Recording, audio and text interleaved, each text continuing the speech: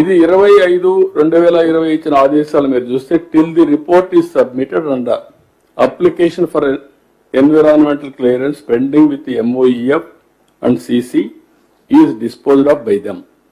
The state of Andhra Pradesh is directed not to proceed with any work on ground in the guise of preparation of DPR for this Rayalaseema lift irrigation scheme.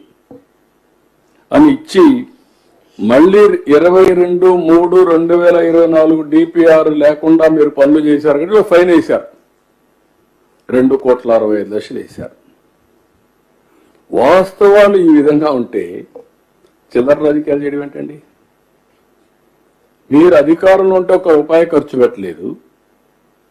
దీనిపైన ఏం చేశారు? అనవసరంగా పెట్టి ఒక 900 కోట్లు contract pay చేశారు. ఇవి కాకుండా అనుమతులు లేని ప్రాజెక్టులు వీళ్ళు స్టార్ట్ చేసి దానికి ఒక 2,000 కోట్లు 2,500 కోట్లు పే చేశారు. దానికి ఒక 100 కోట్లు ఫైన్ వేశారు. NGT 25 కోట్లు గవర్నమెంట్ డబ్బులు కట్టారు.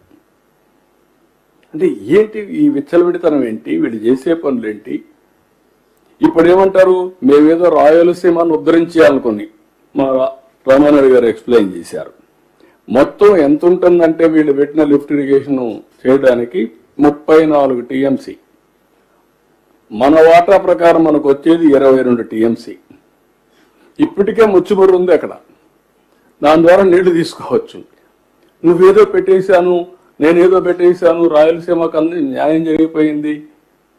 రాయలసీమ పోయి చూస్తే ఎవ్రీ రిజర్వాయర్ నీళ్లు కట్టాం, ఎవ్రీ రిజర్వాయర్ని పూర్తి చేశాం.